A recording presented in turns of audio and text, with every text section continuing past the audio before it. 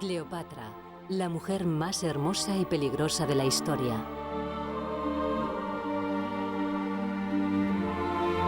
La tentación que hechizó a los hombres más poderosos del mundo, Julio César y Marco Antonio.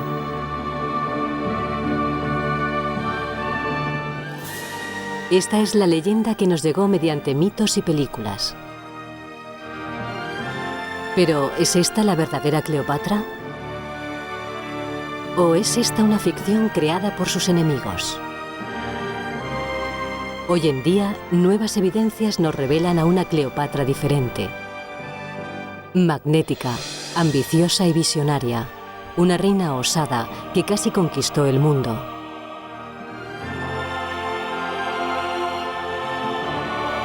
La verdadera Cleopatra.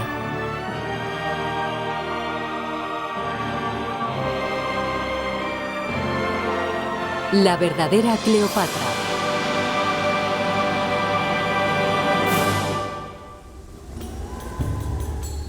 Durante siglos, Cleopatra ha sido un enigma maravilloso.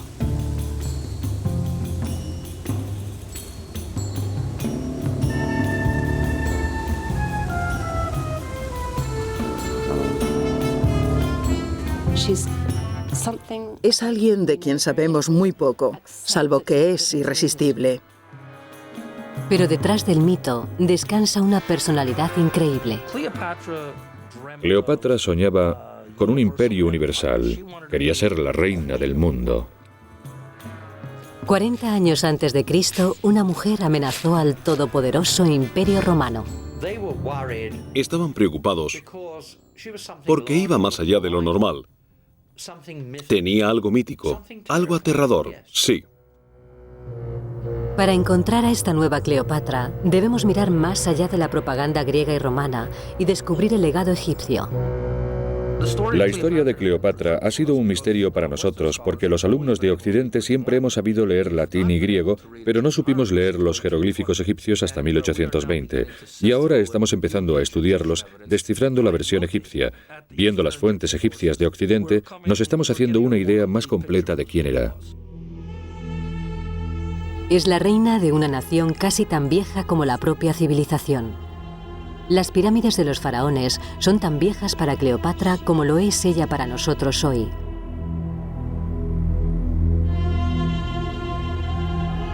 Es griega, no egipcia. Cleopatra nace en el año 69 a.C. y es la tercera de 6 hermanos, miembros de la dinastía griega de los Ptolomeos.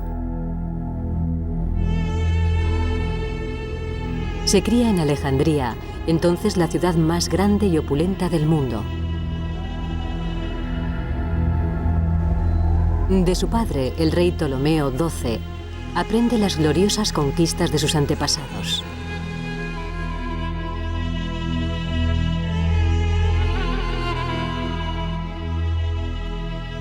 La historia de Cleopatra empieza realmente casi 3 siglos antes, con Alejandro el Grande. Él conquistaría Egipto y la mayor parte de Asia, acabando con la idea de un imperio unido del este y del oeste. Después de su muerte, uno de sus generales se convertiría en rey de Egipto, Ptolomeo I, el primero de los antepasados reales de Cleopatra. Los primeros 3 Ptolomeos expandieron su imperio más allá de las fronteras egipcias. Pero en tiempos de Cleopatra, el imperio había encogido drásticamente y está en deuda con Roma.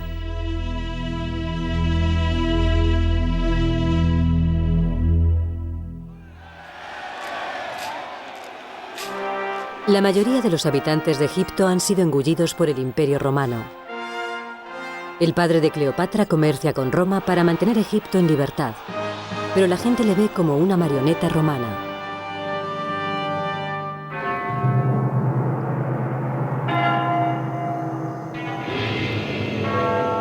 El clamor popular conduce al padre de Cleopatra fuera de Alejandría.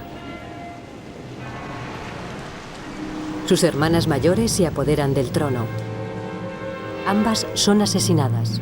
Su padre toma el poder y paga a los romanos su peso en oro por recuperar el trono. Cleopatra era una joven en esta época, pero debía ser muy impresionable. Así que cuando vio lo que se podía conseguir con el poder de Roma y lo que se podía conseguir con el dinero romano, sin ir más lejos en el caso de su padre, que pudo volver al trono, se dio cuenta de que para conseguir sus propósitos necesitaría el dinero y el poder romano. Nunca olvidaría las lecciones del poder romano. Con sus hermanas fuera de juego, Cleopatra es la descendiente directa al trono. Es educada como una reina potencial, de acuerdo con las normas griegas más avanzadas.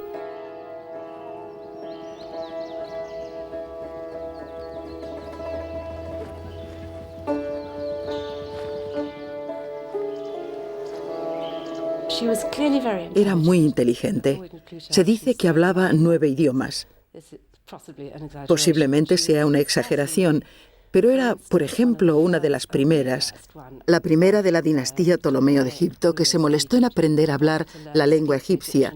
Sus antepasados hablaban griego y solamente griego. Además, lo que tenemos que pensar es que era una niña, producto de 3 siglos de continuos incestos. Y lo más interesante de estos repetidos incestos es que mientras que a veces podía producir alguna subnormalidad, otras veces concentraba los genes maravillosamente, como obviamente se produjo en el caso de Cleopatra. Quiero decir, había una gran concentración, un cóctel de inteligencia en ella. No sabemos quién fue la madre de Cleopatra. La candidata más probable es la primera mujer de su padre, su hermana. Hay una gran tradición de matrimonios entre hermanos entre los Ptolomeos.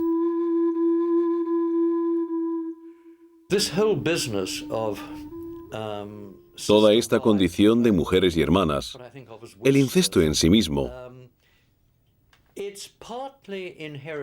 en parte es heredado de la tradición faraónica.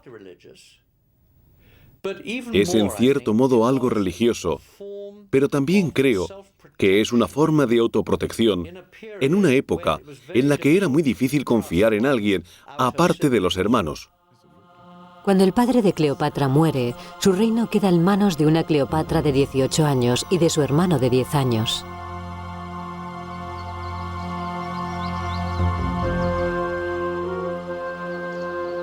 La joven reina rápidamente toma el mando. Se enfrenta a grandes retos. Quiere evitar que Egipto sea devorado por Roma y quizá algún día recuperar las tierras que sus antepasados gobernaron en el pasado.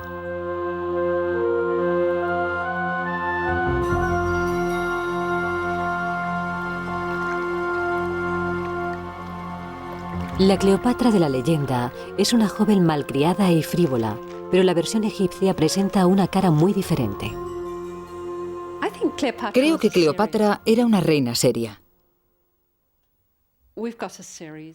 Tenemos una serie de pruebas que nos indican que se preocupaba mucho por Egipto, que se estaba enfrentando de un modo muy positivo con los problemas que afectaban al país.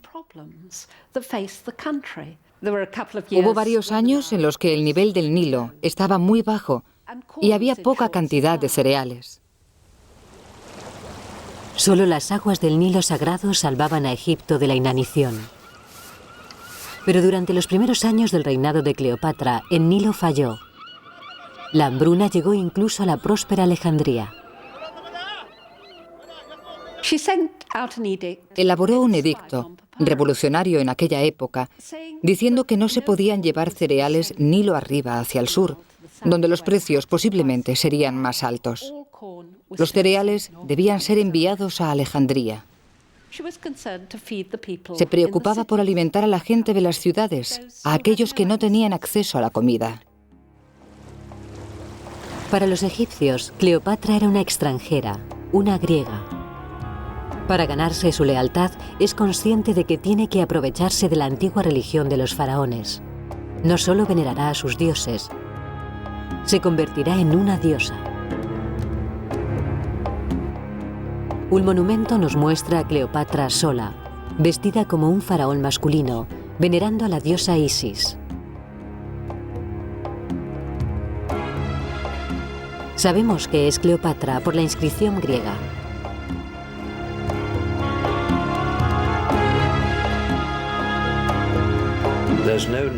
No tiene nada que ver con esa tontería sobre ella y su hermano menor. Es ella. Ella sabía que lo estaba haciendo bien desde el principio. No es el camino que había intentado su padre.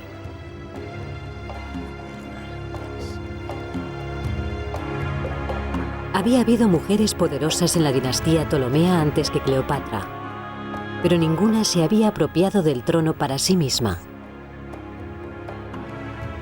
Cleopatra no tenía intención de compartir el poder con su hermano.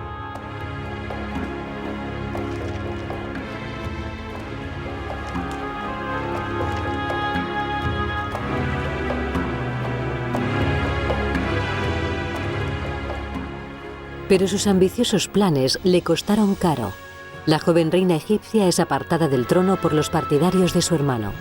Se refugia entre las tribus del desierto, pero volverá con el hombre más poderoso del mundo como aliado.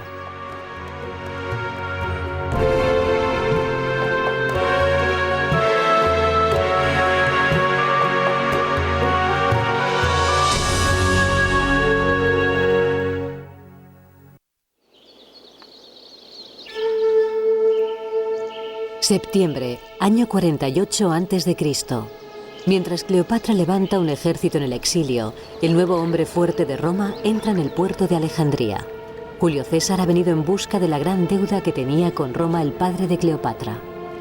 Para Cleopatra, el romano era al mismo tiempo un extraño peligroso y un posible aliado contra su hermano, el joven rey.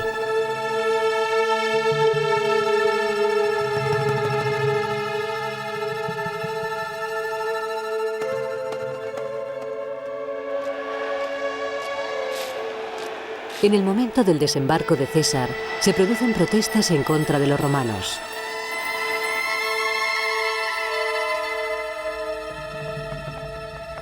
Pero no es fácil asustar a César. Ocupa un palacio real, pidiendo dinero y el fin del feudo familiar. Convoca a Cleopatra y a su hermano.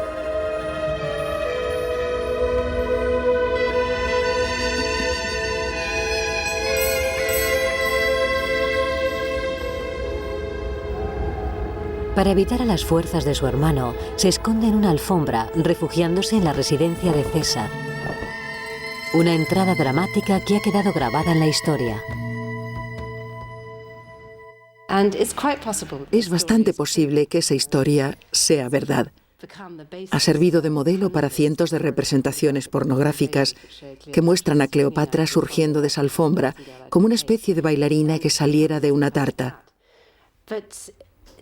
Probablemente no fue así, pero la historia está bastante documentada y describe a una joven con un gran coraje y aplomo. César tiene 52 años, un jefe militar maduro, un político brillante, un sabio, un hombre casado. Cleopatra solo tiene 21 años, pero la atracción entre ambos es inmediata. Toda la relación entre César y Cleopatra es fascinante. De un lado tenemos un hombre de una enorme complejidad, que también tenía una reputación de ser un gran amante, mientras que la mayoría de los romanos no lo eran, y que tenía una mente muy despierta, cosa que ella también tenía. A lo largo de la noche, Cleopatra convence a César para que apoye su causa en detrimento de su hermano. A lo largo de la noche se convierten en amantes.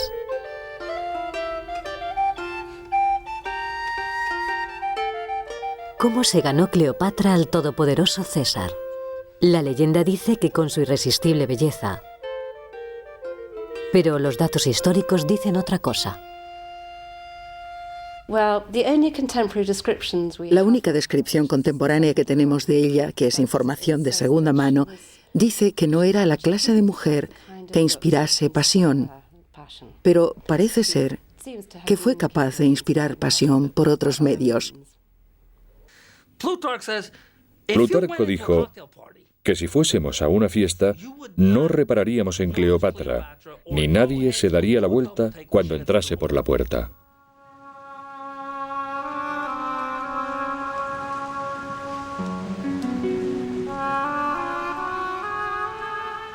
Prácticamente todas las imágenes de la Cleopatra de su propia época se han perdido. Solo permanecen 3 bustos. Este es el más hermoso, con el pelo recogido en un moño, su larga nariz y la cinta del pelo real que la identifica como reina.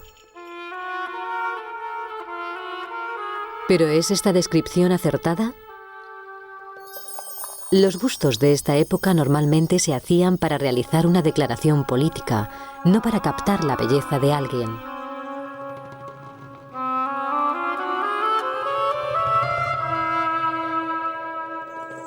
Las monedas empleadas durante el reinado de Cleopatra nos proporcionan las mejores pistas.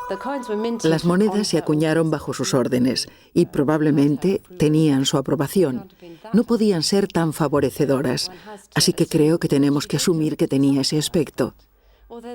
A pesar de que las imágenes de las monedas son bastante toscas, creo que se deberían ver más como caricaturas que como un parecido real. Las monedas pueden ser toscas, pero comparten ciertos rasgos. Una frente prominente, una boca generosa con un labio inferior curvo y una larga nariz. La animación moderna nos permite observar cómo pudo ser Cleopatra.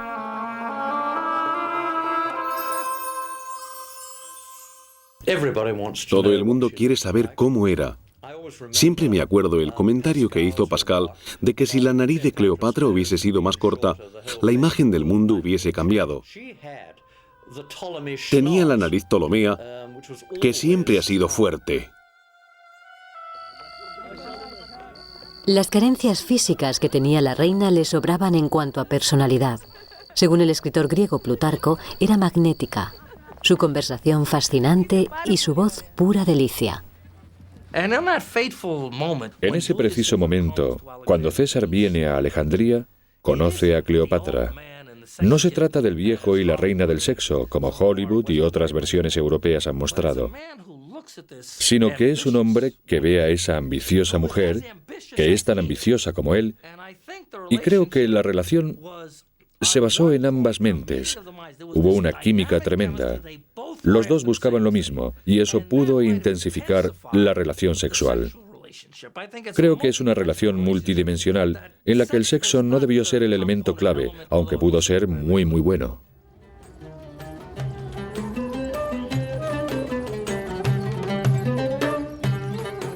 La mañana siguiente a su aventura con Cleopatra, César decreta que ambos hermanos deben reconciliarse y gobernar Egipto juntos.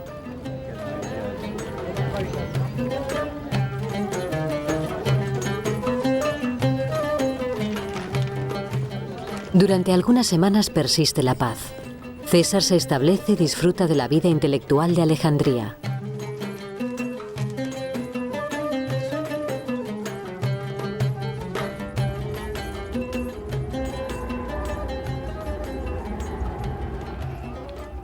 Pero la paz no dura mucho. Los partidarios de su hermano, el rey, inician una guerra civil muy sangrienta. Después de meses de lucha, las fuerzas de Cleopatra y de César vencen.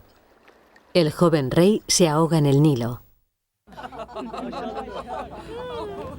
De nuevo, César devuelve el trono a Cleopatra. Su hermano, de 12 años, se convierte en su esposo y monarca. Pero a todos los efectos, ella gobierna sola.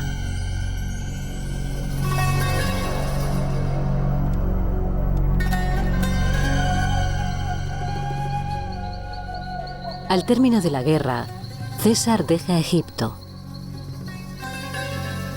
Pronto Cleopatra tiene un niño. Rápidamente la gente de Alejandría le llama Cesario, el hijo de César. Una moneda muestra cómo amamanta al bebé, representada por la diosa Isis y su hijo Horus. Isis es la diosa más popular de Egipto, la diosa todopoderosa de los 10.000 nombres que asegura la fertilidad de la tierra. Para su gente, Cleopatra se convierte en la reencarnación de la propia diosa.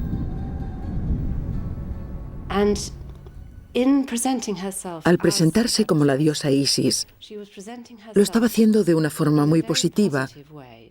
De hecho, sus súbditos lo entendieron de una forma diametralmente opuesta a como ha sido recordada, no como una mujer irresponsable, sino como una figura materna. Cuando Cleopatra parte para Roma con su hijo, César la invita a que establezca una corte en sus estados, en las afueras de la ciudad. Los romanos están escandalizados y fascinados a la vez. Si César reconoció a Cesario como hijo suyo, es algo que no se sabe. Pero su aprecio por el niño está claro.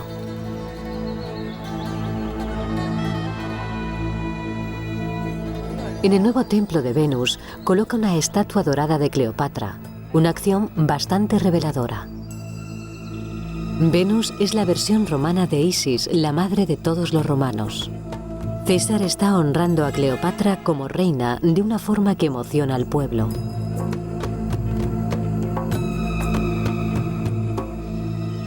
Algunos historiadores especulan sobre si César y Cleopatra estaban proyectando la creación de un imperio que uniría Roma, Egipto, Europa y Asia bajo su mandato.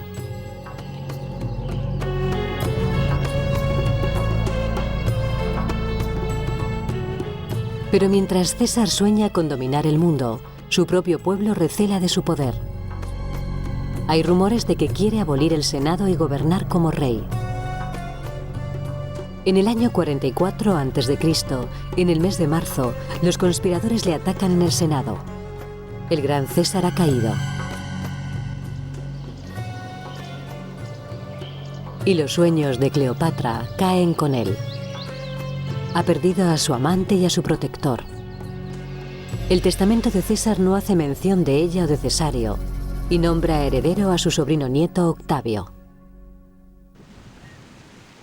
Es hora de irse a casa.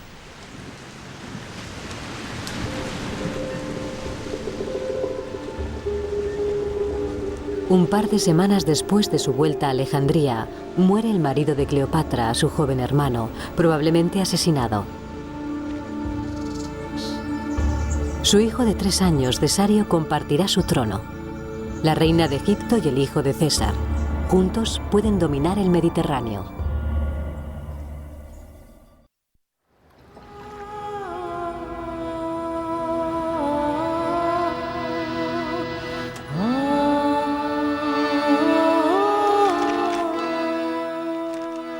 Año 44 a.C. Cleopatra tiene solo 25 años. Tras las repercusiones de la muerte de César, Roma es un caos. Sin el apoyo romano, Cleopatra deberá intentar asegurar el trono para ella y para su hijo. Para propagar sus ideas, la reina utiliza el medio de los antiguos faraones, los monumentos masivos. En el templo de Dendera, al sudeste de Egipto, en un vasto escenario, realiza una de sus declaraciones más valientes al pueblo egipcio. Cleopatra es vista adorando a los dioses del templo con su hijo Cesario, representado como un faraón adulto. Frente a ellos está el hijo de Isis, Horus, y la propia diosa.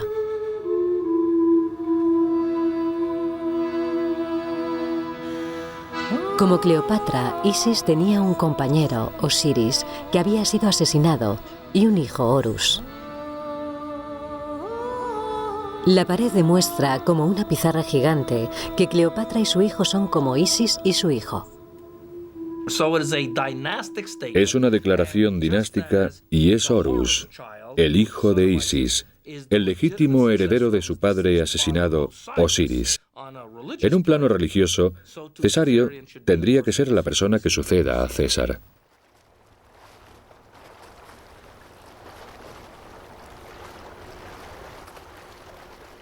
En Roma, 2 hombres han tomado el poder. Octavio, el sobrino nieto de 19 años de César y heredero, y Marco Antonio, el hombre de confianza de César. Marco Antonio y Octavio se reparten el imperio. Octavio se queda con el oeste de Europa y Marco Antonio se queda con las ricas provincias del este, cerca de Egipto. Marco Antonio parte enseguida para conseguir dinero para sus tropas en su nuevo dominio. Marco Antonio, hombre robusto y gran amante, dicen que representa la mirada valiente y masculina del dios y héroe Hércules. Casado por tercera vez, es un brillante oficial de caballería y un hábil orador y político. Pero a diferencia de su mentor, Julio César, su mente no es nada disciplinada. César parece ser un hombre con gran autocontrol, que sabía lo que estaba haciendo en cada momento. Marco Antonio, por otro lado, era conocido por su falta de moderación, por sus borracheras, su afición por las mujeres y por su poca habilidad para tratarlas. De alguna forma, era la antítesis de César. Sus soldados le adoraron mientras tuvo éxito, porque se llevaba bien con ellos, bebía con ellos, comía con ellos. Pero en mi opinión, no tenía ni la 10ª parte de la inteligencia ni de la personalidad que César había tenido. A medida que viaja por sus nuevos dominios, Marco Antonio es aclamado como el nuevo Dionisios, el dios del vino, del éxtasis y de la inmortalidad.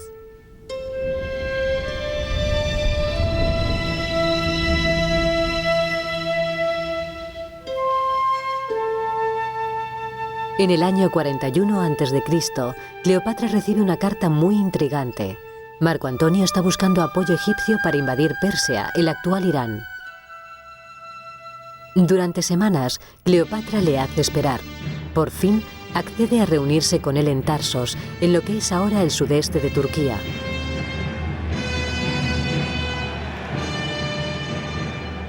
Cleopatra prepara su llegada como un espectáculo de teatro deslumbrante, viajando en una barcaza real, con una popa dorada, agitando velas púrpuras. Se reclina bajo un dosel dorado, vestida como Afrodita, la diosa del amor.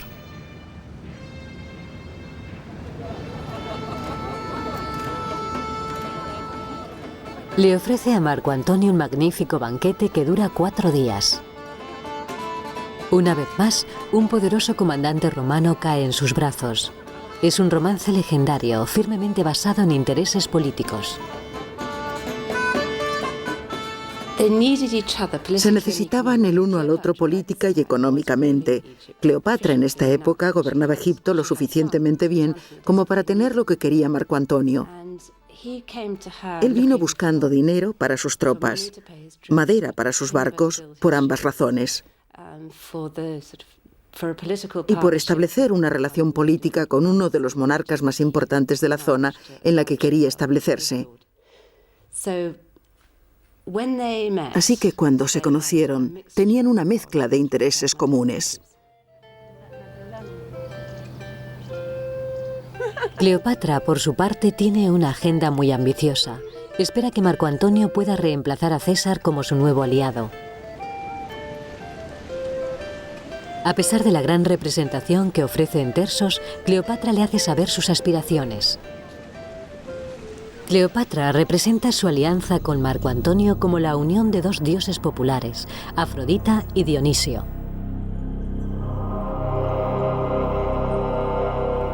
Es su modo de invitar a Marco Antonio a unirse a ella y gobernar el Mediterráneo.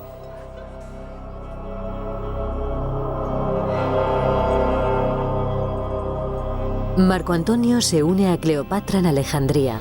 La reina prepara una serie interminable de fiestas y diversiones, pero nunca olvida su gran propósito.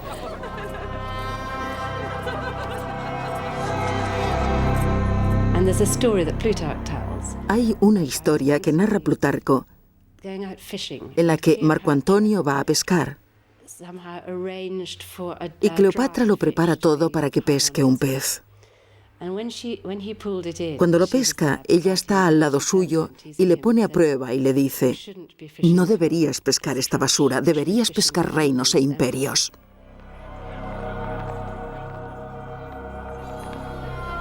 Pero pronto las luchas por el poder acaecidas en Roma obligan a Marco Antonio a dejar Egipto y regresar a Roma.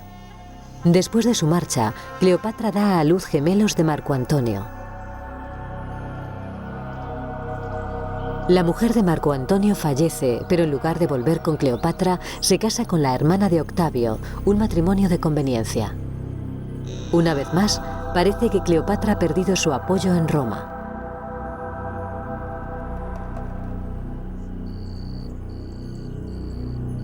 Durante los 3 años siguientes se dedica a gobernar Egipto. Es una gobernanta capaz y popular, pero recuperar el gran imperio de sus antepasados no parece estar a su alcance.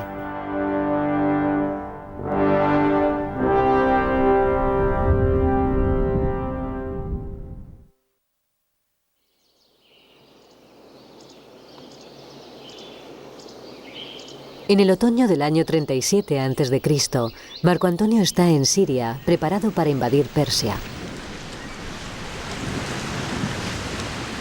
Se reúne con Cleopatra, pasan un invierno apasionado. Pero como siempre, los amantes tienen poderosas razones políticas. Cleopatra se crió oyendo las historias de la gloria de sus antepasados. Asociarse con Marco Antonio le ofrece una mayor promesa: revivir el imperio del este y del oeste de Alejandro el Grande.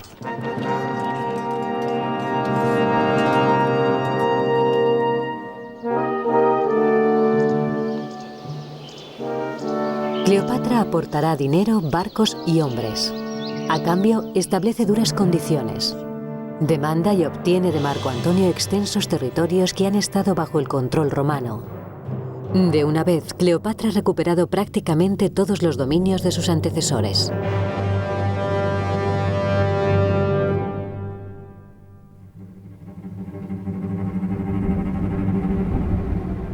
Marco Antonio invade Persia con un ejército enorme. La campaña es un desastre. Cuando llega a Siria, ha perdido a la mitad de sus hombres.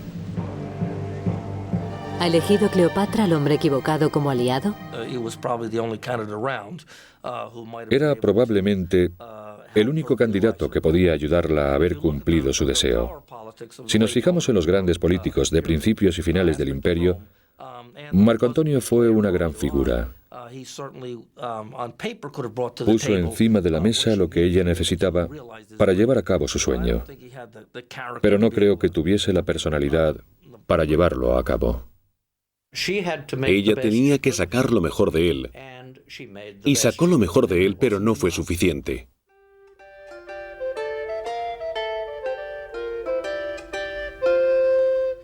En los meses siguientes, Marco Antonio logró conquistar Armenia. De vuelta en Egipto, organizó una ceremonia espectacular que se llamó las Donaciones de Alejandría. Vestido como Dionisios, con Cleopatra como Isis, Marco Antonio garantiza grandes reinos a sus hijos, incluso tierras que aún no ha conquistado. A Roma no le hace gracia. Los romanos resultaron tan ofendidos por las donaciones de Alejandría porque en este pedazo de teatro, en este enorme teatro, quedó muy claro que Marco Antonio ya no quería conquistar dominios para Roma. Lo que quería era construir un imperio para sí mismo, teniendo a Cleopatra como su socia.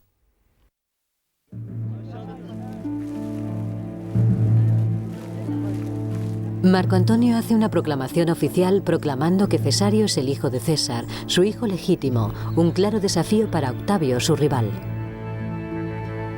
El imperio que Marco Antonio y Cleopatra planean incluye obviamente a Roma.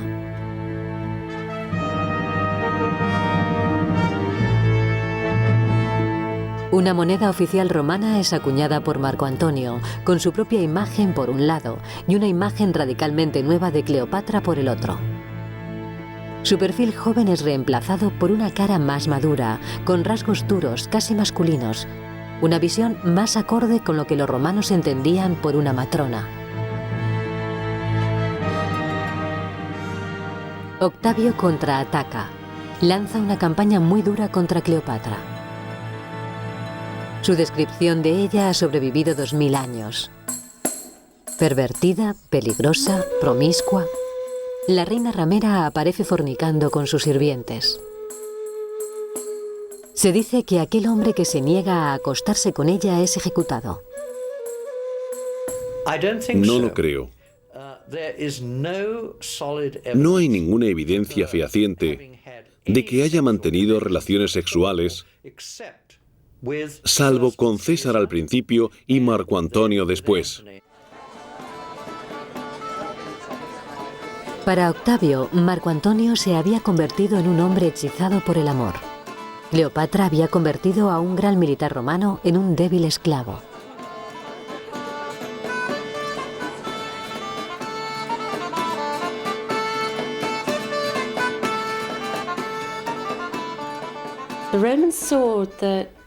Los romanos veían a los egipcios como seres patéticamente decadentes por varias razones. La principal era que permitían ser gobernados por una mujer. Los romanos veían con verdadero horror que una mujer pudiese tener alguna influencia en ellos. Y por supuesto, eso coincide de nuevo con el miedo al sexo y el horror al sexo que las mujeres pueden ejercer. Octavio persuade al Senado para que formalmente le despoje de sus poderes.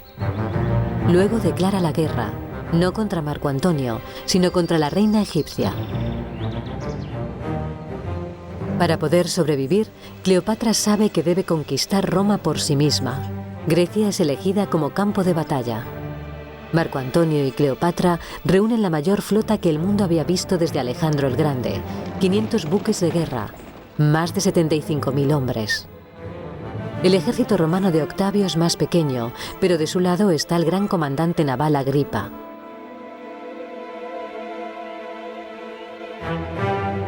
Con habilidad y sorpresa, Agripa rápidamente atrapa a las fuerzas de Marco Antonio en la bahía de Actium. Durante 4 meses, el bloqueo les arrastra. Para escapar, las tropas de Marco Antonio prefieren una batalla en tierra, pero Cleopatra no abandonará sus barcos. El 2 de septiembre del año 31 a.C., su flota sale al encuentro de la armada romana.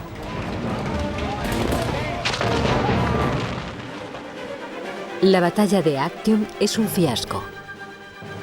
El escuadrón de 60 barcos de Cleopatra se desliza entre las líneas romanas y escapa con el tesoro egipcio intacto. Marco Antonio le sigue rápidamente, dejando a su flota en manos de las fuerzas de Octavio.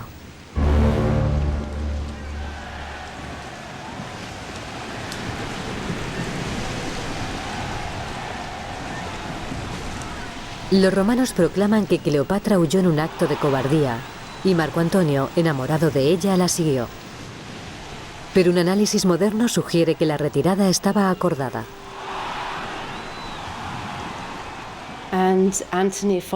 Marco Antonio la siguió porque necesitaba escapar y pretendía que toda su flota le siguiese.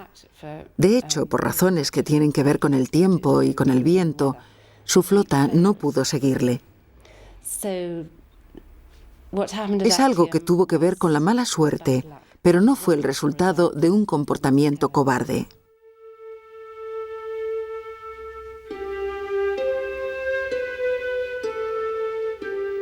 A bordo del barco de Cleopatra, Marco Antonio permanece solo durante 3 días sin poder hablar.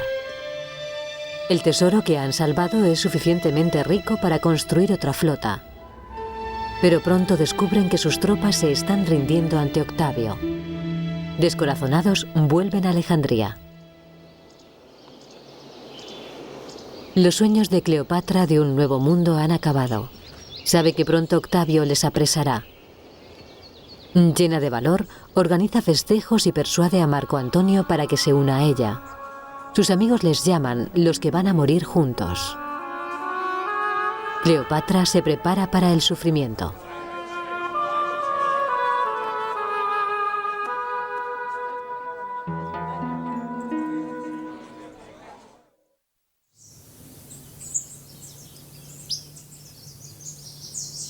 En la primavera del año 30 a.C., Cleopatra descubre que Octavio se acerca con su ejército.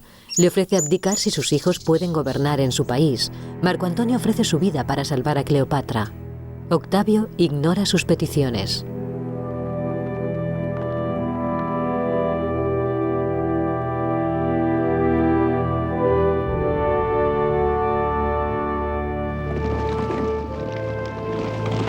Inicialmente, las fuerzas de Marco Antonio derrotan a la caballería de Octavio.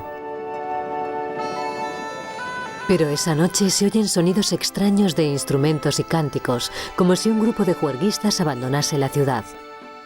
La gente dice que el dios de Marco Antonio, Dionisio, le está abandonando.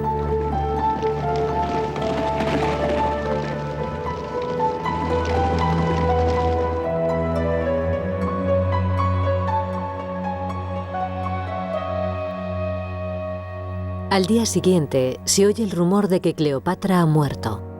Marco Antonio se clava un puñal. Es llevado ante Cleopatra y muere en sus brazos.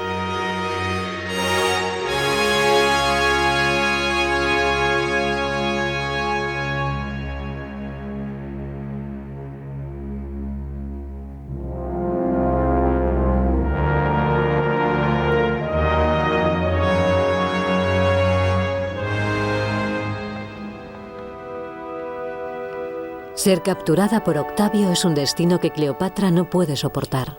Elige el suicidio más famoso de la historia.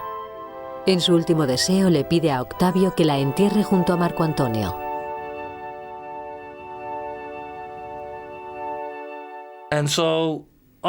A diferencia de mucha gente que comprometería sus principios, Cleopatra dice, bueno, intenté hacerlo, pero no pude, así que se suicida. Porque no puede conseguir su objetivo, la vida puede que no merezca la pena.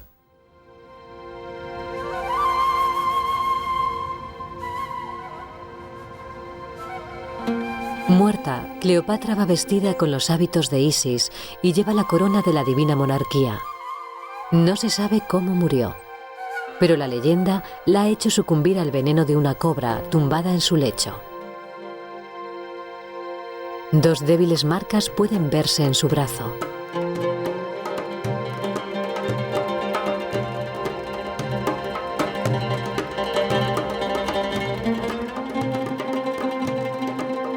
Es la muerte más apropiada para la reina de Egipto. La cobra es un animal sagrado, compañera de Isis y protectora de los faraones. Su picadura se cree que confiere la inmortalidad. En el último de sus grandes espectáculos, Cleopatra reclama su destino como diosa. Después de la muerte de Cleopatra, Octavio mata inmediatamente a su hijo Cesario, pero sus 3 hijos de Marco Antonio escapan.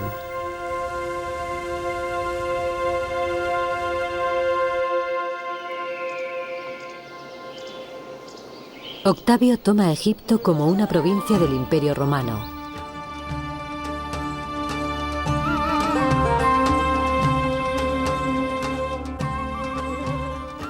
Gobierna durante otros 40 años. Es el emperador de Roma cuando nace Jesucristo.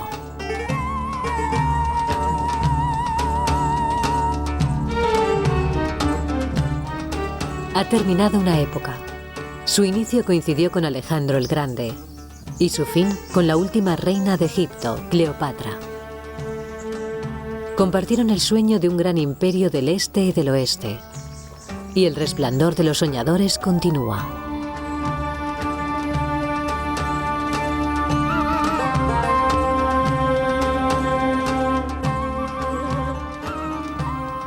Durante 2000 años, el mundo occidental recordará la historia romana de Cleopatra, la tentación malvada, la amante de Julio César y Marco Antonio. Pero estamos conociendo una versión muy diferente que prevaleció en Egipto. Allí, durante cientos de años, Cleopatra fue venerada como una heroica y gran patriota.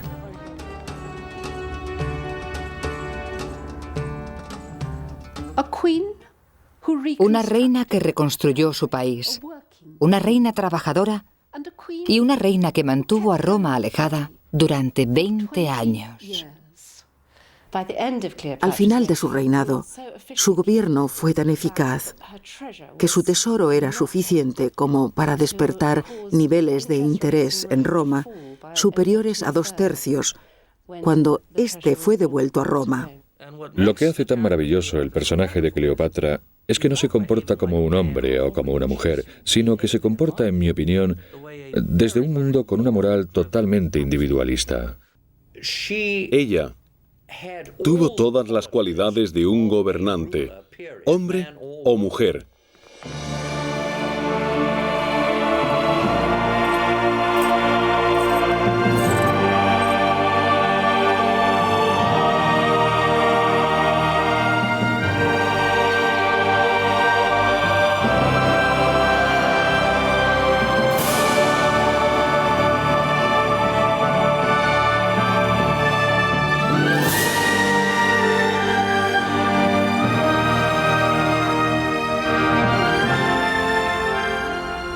700 años después de su muerte, un santo egipcio la denomina la más ilustrada e inteligente entre las mujeres. Es el tipo de inmortalidad que Cleopatra hubiese elegido, el destino eterno de la verdadera Cleopatra.